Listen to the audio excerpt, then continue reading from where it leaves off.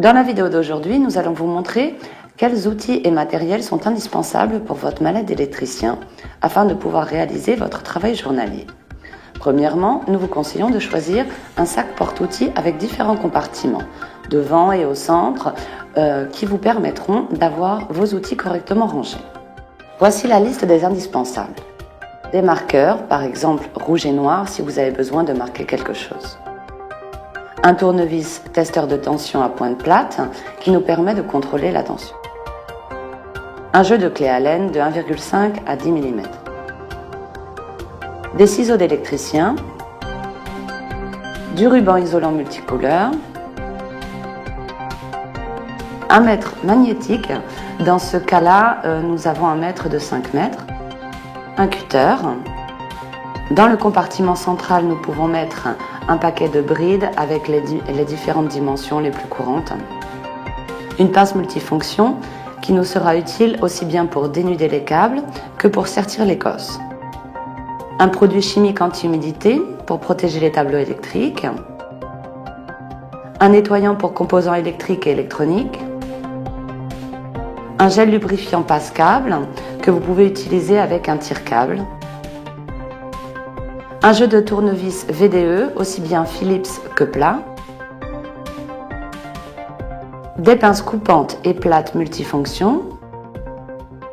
Une pince coupante spéciale. D'autres pinces multifonctions servant à la fois pour sertir les cosses que pour couper les câbles. Un niveau magnétique. Des gants nylon nitrile pour tout type de tâches. Pour les travaux avec haute tension, équipez-vous de gants de protection électrique. N'oubliez jamais la protection oculaire. Pour cela, nous utiliserons des lunettes de protection. D'autres outils peuvent aussi être utiles aux électriciens, comme par exemple un couteau d'électricien pour couper ou dénuder les câbles, en particulier les câbles de plus grande section. Une lampe torche, indispensable pour travailler lorsque vous avez coupé le courant électrique, ou par exemple pour l'inspection des tableaux électriques. Une lampe frontale pour garder les mains libres pendant que vous travaillez et permettant d'éclairer la zone que vous regardez. En tant qu'appareil de mesure, nous pouvons utiliser un multimètre. Il est important que notre multimètre soit équipé d'un capteur de température si nous travaillons aussi avec de la climatisation. Notre multimètre peut mesurer la résistance, la tension, l'intensité et la température. Il est également important d'avoir des pinces ampères-métriques afin de pouvoir vérifier l'intensité qui circule dans les câbles avec lesquels nous allons travailler. Nos pinces peuvent également mesurer la tension et la résistance. Si nous devons effectuer des travaux en hauteur, il sera également très utile de porter une ceinture porte-outils avec des tournevis, pinces et autres outils dont vous pouvez avoir besoin.